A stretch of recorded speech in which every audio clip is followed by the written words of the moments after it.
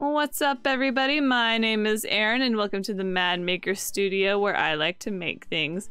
Today, we are continuing with some more Astrologaster, and last episode, we just finished with our Querent Alice blog for her final visitation.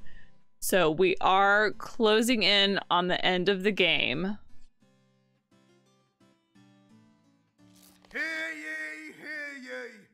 Nation mourns death of beloved Queen. King James of Scotland tipped to succeed to the English throne. Hear ye! All England is in mourning as news spreads of the death of our beloved sovereign, Queen Elizabeth Tudor, oft referred to as Good Queen Bess by her subjects, expired of natural causes on this day, the 24th of March, the year of our Lord 1603. Although Her Majesty left no heir nor named a successor, her cousin and nearest blood relation, 57-year-old James Stuart, King of Scotland, is rumoured to be travelling down from Edinburgh to be crowned the King of England later this week. Humphrey Bell, you must not taste so ill, for though your beauty does fade, we do adore you still. Our eyes so wide, our thoughts so undefined, at the sight of your shapely behind.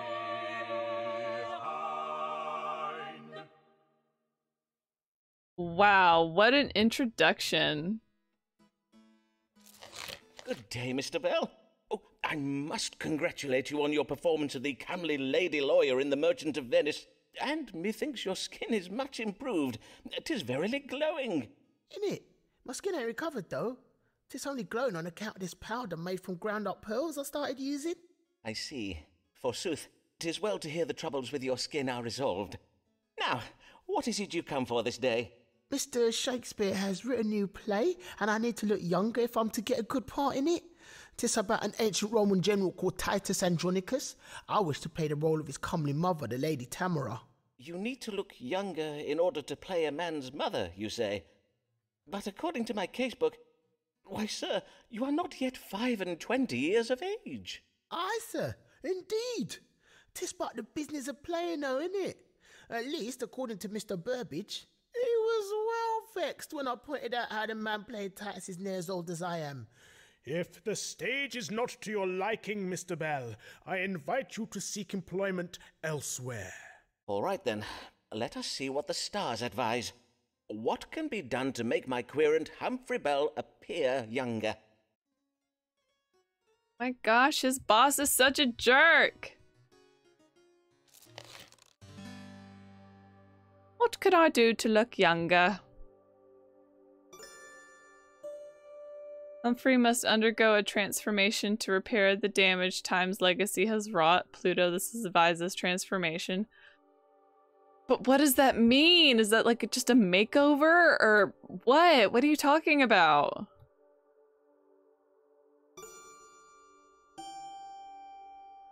Good angels have bestowed upon Humphrey the talent of artistry, which he can use to improve the appearance of his face. Okay, so this is makeup.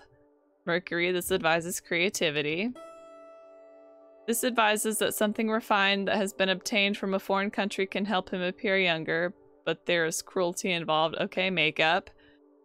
Venus domicile in Taurus, this represents refinement. Uranus falling in Taurus, this advises cruelty.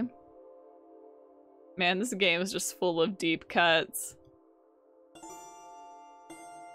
It is God's will that Humphrey embraces his masculinity as he matures. The Sun, this represents maturity. Mars, this represents masculinity. But is that what Humphrey wants? Humphrey is out of touch with reality. He cannot reverse the aging process to look younger. Neptune in detriment in Virgo. This suggests being out of touch with reality. Humphrey's bosses are impossible to please, yes! And Humphrey should be pessimistic about his ability to reverse the aging process. Well, don't be pessimistic, just accept it.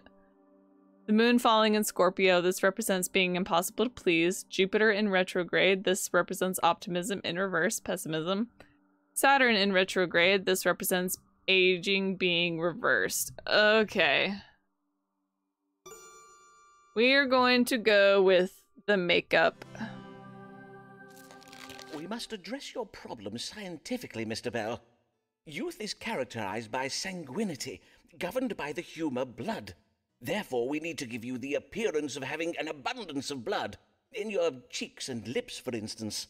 So how do I do that? With insects. You what? One moment while I fetch a pot of them from my cabinet.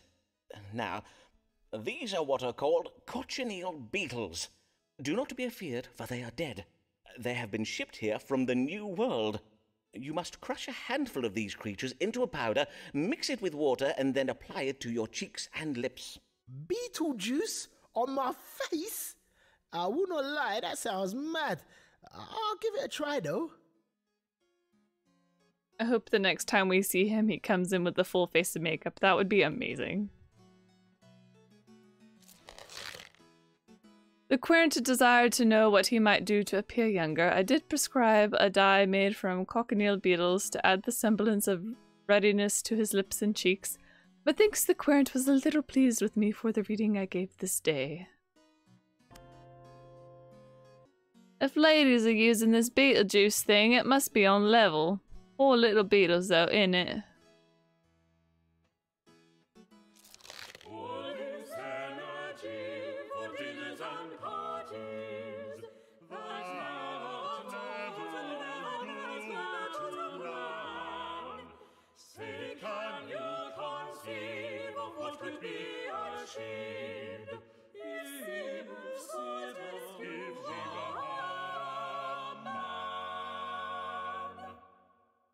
Oh dang, Sybil, she would be unstoppable if she was a man.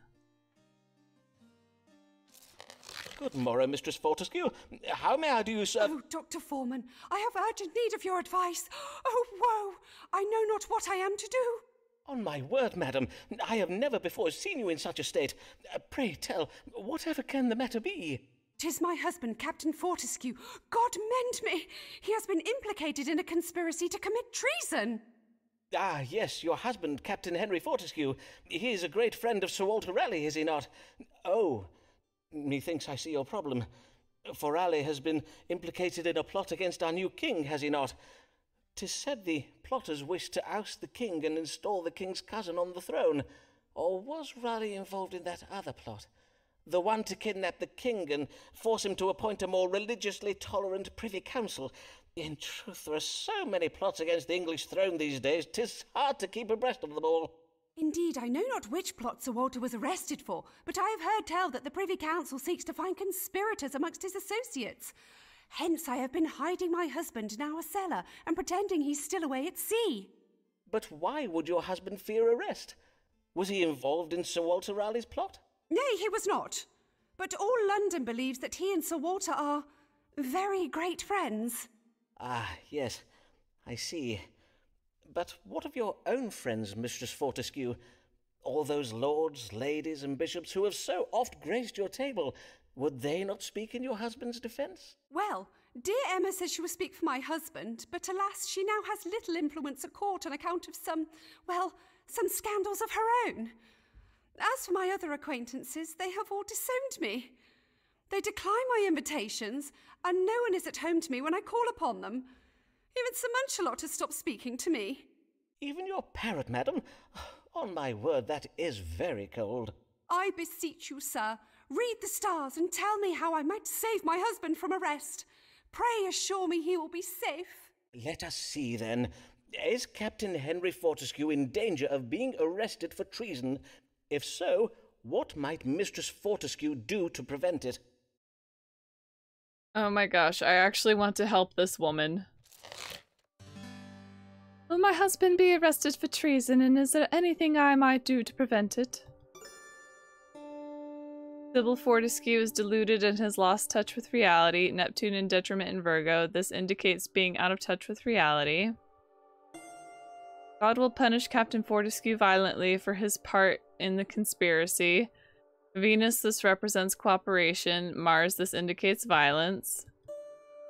The Fortescue family's reputation is dead. They will go down in history as traitors. Pluto, this suggests death. The king will soon be waging a violent war in a foreign country, thus distracting him from hunting Raleigh's co-conspirators. Uranus falling in Taurus, this represents a violent political event. Mistress Fortescue may be optimistic about her husband's fate, for the plot against the king will soon be taken far less seriously than it is now. Saturn in retrograde, this represents the seriousness of a situation being reversed. Jupiter, this advises optimism. Perhaps. Despite what she may think, Sybil Fortescue can still use her social authority and influential relationships to aid her husband.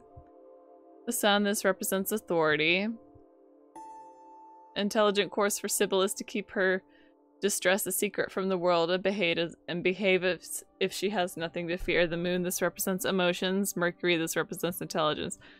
Once again, we are caught in between some not great answers, but surely one of these has to work out for us.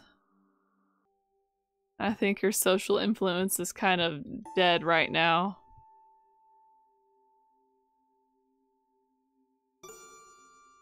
I'm going to go with B. No reason other than I'm just going for it.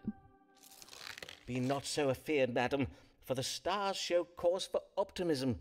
Whilst your family's situation is grave at present, it will not remain so for long. Oh my days, Dr. Foreman! You cannot imagine how well it is to hear your words. Indeed, given enough time, this plot against the king will be remembered as but a trifling affair. Even King James himself will soon be jesting of it. He will remark, "Remember you the time Sir Walter Raleigh and his friends tried to snatch away my crown and give it to my cousin? Such japes!" Dr. Foreman, I do not think that can be right. I assure you it is, madam, for the king will soon be engaging England in a bloody foreign war so all-consuming that mere domestic political machinations will seem trifling in comparison. On my honour, I truly do wish I could believe what you say, but 'tis well known that King James favours peace and does not intend to engage England in more wars. Verily? Yes, verily. Such matters of state have oft been discussed at my table. I must own, Dr. Foreman, that your false assurances do give me no comfort. No comfort at all, Dr. Foreman. Methinks I shall to Whitehall go and throw myself upon the mercy of the king. Oh man, you guys, we done goofed. Now that Thomas Blogg is gone, I guess Sybil has to take his place as my frenemy. The querent wished to know whether her husband would be arrested for treason and how she could prevent it. I did advise the querent not to worry, as a foreign war would soon distract the king from seeking to punish traitors. Methinks the querent took my advice rather ill.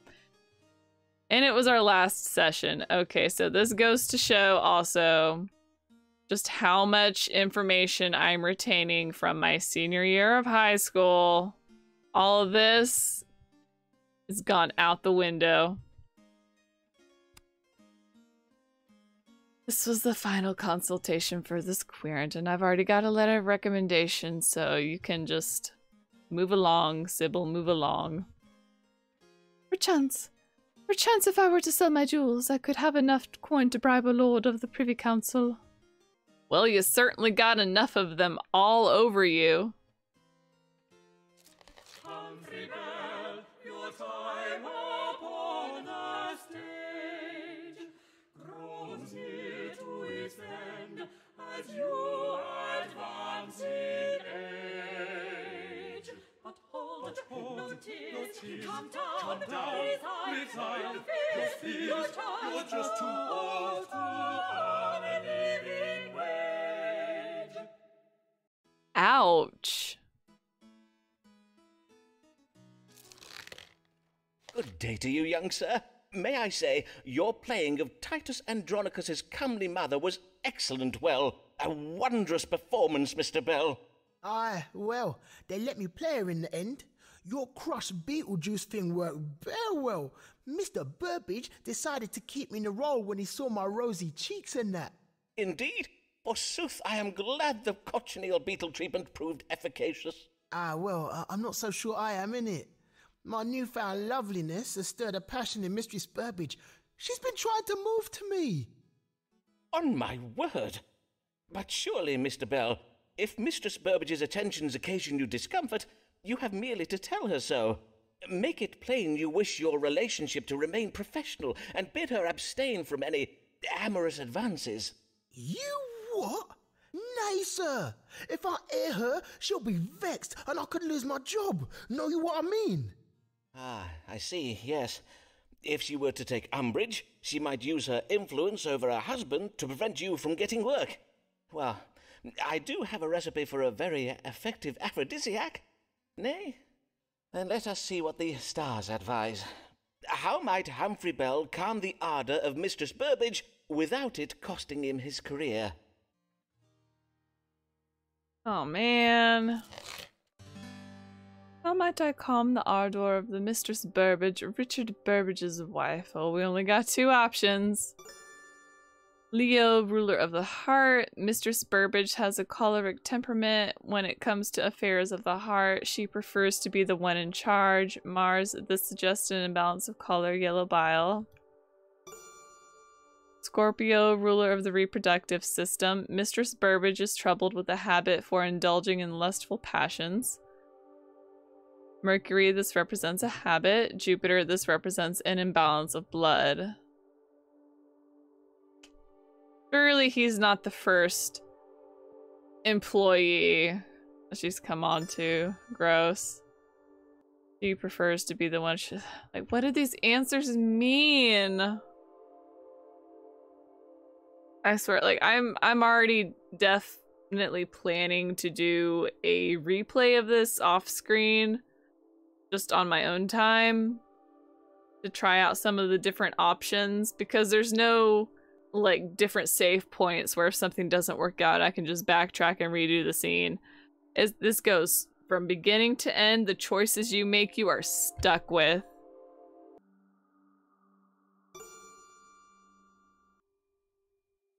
So he's asking how might he calm her.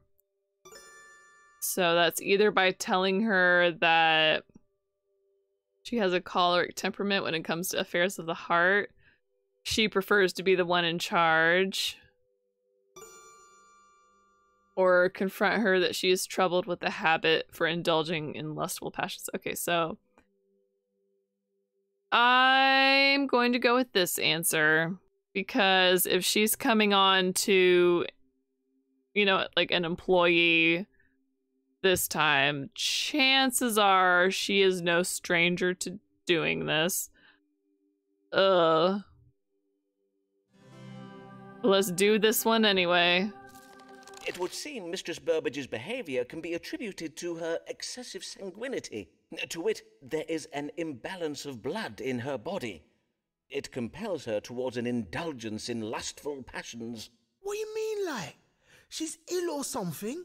Her grabbing me backstage and trying to bed me, 'tis an imbalance of blood making her do all that. So, how do I help her fix her problem then? Her problem? Oh nay, Mistress Burbage is not ill.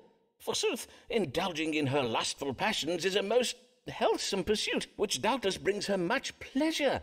Indeed, the only person who has a problem with her lustful activities is you. You what? Perchance you could find a means of adding cooling and drying foods to the lady's diet to counteract the fiery moistness of her sanguinity. I suggest myrtle berries, lettuce, and mallows.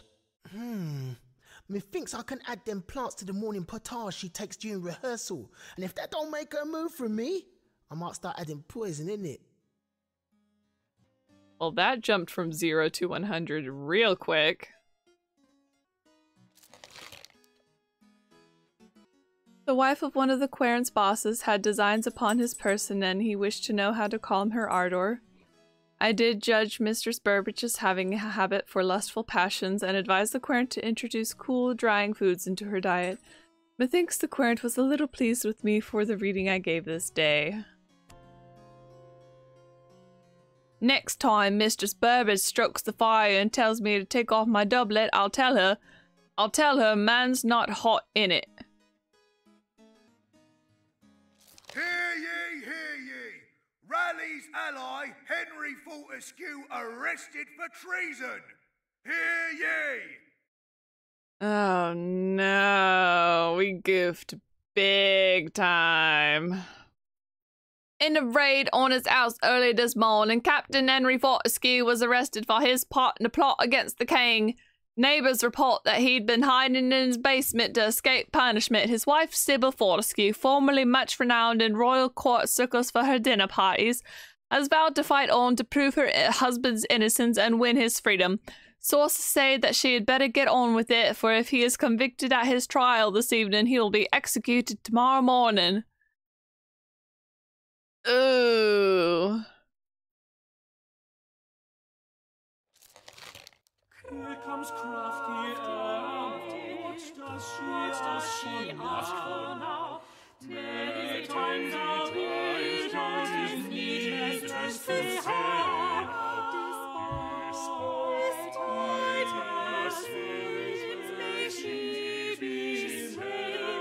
The rest of what God gave. Here comes crafty Emma. What does she ask for now? I am legitimately terrified of this woman. That said, I'm going to go ahead and end this episode of Astrologaster here. I think next episode will be the very last episode and I'll have reached the end of the game. Thank you for joining me. Don't forget to leave a like, comment, and subscribe if you haven't already. I'm here to have a good time, and I hope you are too. Catch you later. Bye!